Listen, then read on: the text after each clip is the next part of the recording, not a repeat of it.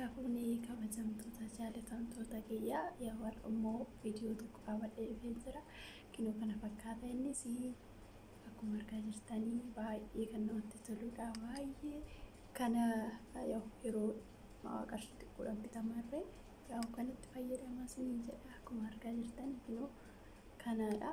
Fuulli keenya baay'ee kan bareechuu fi wantoota adda addaa isinirratti ba'ee baay'ee kan namatti tolu kun immoo fuula keenyarraa gogorrii akkasuma wantoota gugurraacha kaballeechuu jechuudha.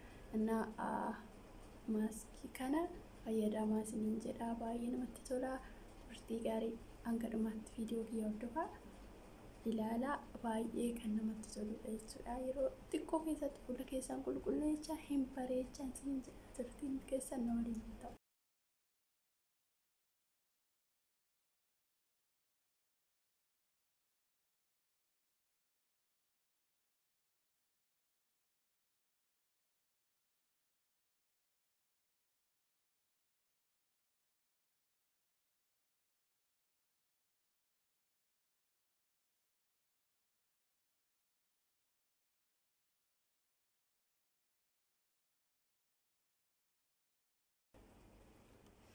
Asuma harkafuuni hordoftoota kabajamtoota chaanaala yuutuubees kadhatti jalatti argamtan nagaan waaqessaniif baay'eetu akkam jirtu nagaa keessanii nagaa kiyya galata waaqayyoo. Egaa wanta fuulaaf ta'u akkasumas immoo fuulli keenya akkasuma gugurraacha kan qabu jechuudha. Isa kan namarraa balleessu argachuu dandeessu isiniin jedha. Bakkuma hundumaayyuu hin jira. Fuula keenya keessattuu yeroo aduun jiru fa'aa abiddarra fa'aa fuulli keenya wanta gugurraacha akka xalaa namni qabudha. Innis akkamitti akkaataa ittiin wanta fayyadamtan ittiin ofirraa balleessitan. Ani fuulli kiyya dura baay'ee tokko kan badeedha. Fuulli kiyya akkuma jirutti kuni akka gugurraacha ani waan yeroo hunda kushiina keessa dalaguuf fuulli kiyya kun gugurraacha jira. Akkasuma akka xalaa wayii irratti ba'ee jira jechuudha. Kireemii hundumaa fayyadamee garuu narraa baduu didee wanta ani fayyadamee hin jiru narraa baduu didee jechuudha. Kanaaf har'a immoo ani kan itti fayyadamee narraa balleessu yookiin immoo gaarii naa ta'e tokko isin agarsiisa jechuudha. Isas immoo faarmaasii adda addaa bitachuu dandeessu. Suuqirraa odoo hin taane faarmaasiidha jechuudha. Faarmaasii noormaalii waan gurguramuuf itti argachuu dandeessu isiniin jedha. Akkuma argitanii kinoo kana fakkaata jechuudha. Isa kanadha. Amma nan dibadha. Fuulli keessan qulqullina akka qabaatuuf baay'ee kan namatti toludha jechuudha. Ani dhugaa dubbachuuf baay'ee tokko natti tole. Isinillee akka irraa barattan abdiin qaba jechuudha. Daqiiqaa 8 fi 9 gidduutti jechuudha. Akkuma argaa jirtan tinidha. Dubbisa qaba jechuudha. Dubbistuu warreen dubbisa adeemsisan afaan Ingiliffaatiin. Gurraacha milkiinsaa akkuma argaa jirtanii irratti jechuudha. Kanadha hin beektu bakka hundumaa faarmaasii adda addaati irratti ni argattu. Peak Veil of Make jedha. Innaa kana fakkaatan isiniin jedha. Hamma dibadheetiin isinitti agarsiisa. Dibadheen isinitti agarsiisa. Ofuma isaatiif akka kireemii namatti hin qabatu ofuma isaatiif daqiiqas yoo dhumate ofuma isaatiif ofirraa ququncaa jechuudha. Irratti goggogee fuula amma akkuma argaa jirtan booda immoo hin argitu jechuudha. Ani torbeetti yeroo takkan dibadha waan natti mijannee fi qarshii xiqqoodhaan illee kan bitamu qarshii 40 waan akkasiiti kan ittiin bitamu jechuudha. Kinoo kanadha. Akkana fakkaata. Kinoo barreeffama isaatillee mul'achuu baatee isiniif intini keessa jira jechuudha. Bakkuma hundumaayyuu dibadheen isinitti agarsiisa. Ani tokko dura fixeetiin jira. Amma kun addisiidha. Akkana jira jechuudha. Malkeessa akkuma argaa jirtanii amma dibadhee san akka rifeensa keessanitti immoo dhimmaxanii jechuudha. Rifeensa irraa hin buqqaa waan ta'eef akkatti waan ta'een jechuuf irraa qabsiisatu rifeensa keessan dibattanii akka irraa barattan abdiin qabaa. Amma dibadheetiin isin agarsiisaa daqiiqaa 8-9 gidduutti immoo hin goggogaa ofuma isaatti ofirraa quncaa jechuudha.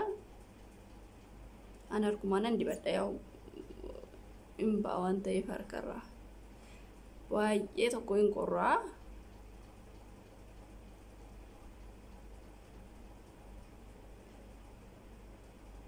Xiqqoo ishii nama gubaa akkanatti wal qixxeessanii akka waan qunca'u namatti tolutti jechuudha. Abbistanii osoo hin taane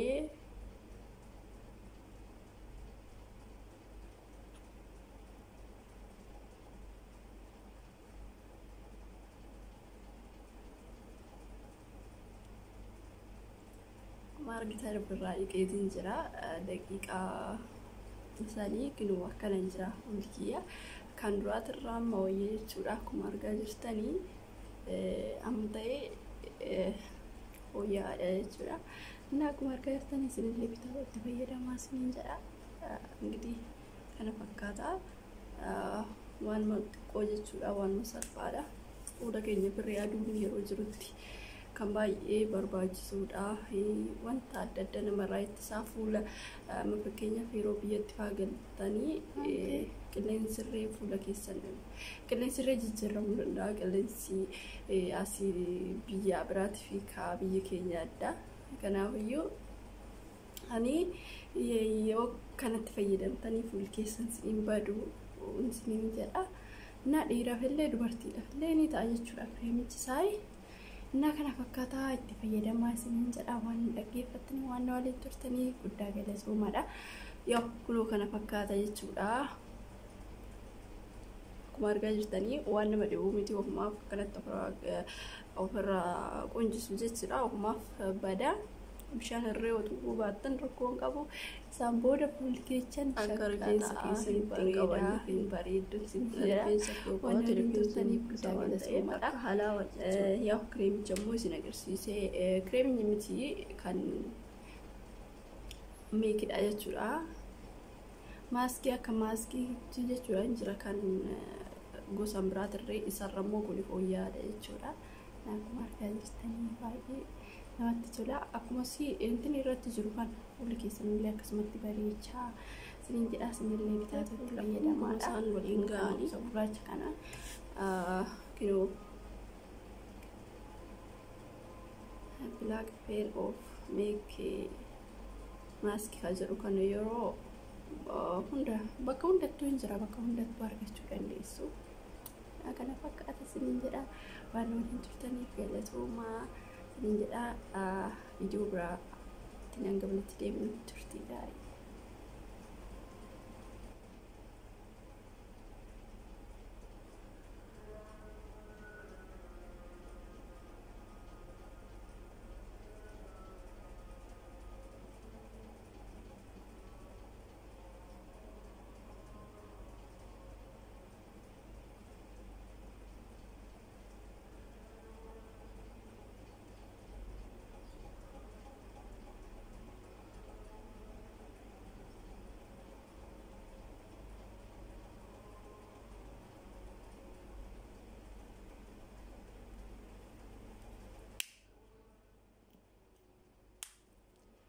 Akkuma argaa jirtan dibadheetiin jira.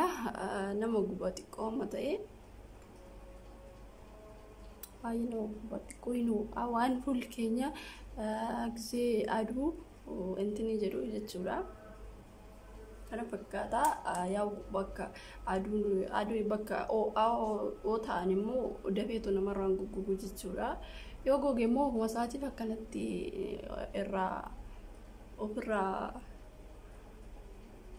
antini godhu jechuudha.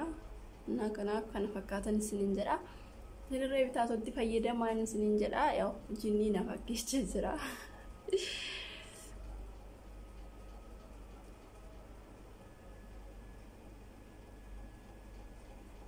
Kana fakkaata akkuma argaa jirtanii Antinisa baay'ee das nama jedha hin qorraa fuula namaatiif baay'ee gaariidhaan isiniin jira isinirratti fayyadamaadha.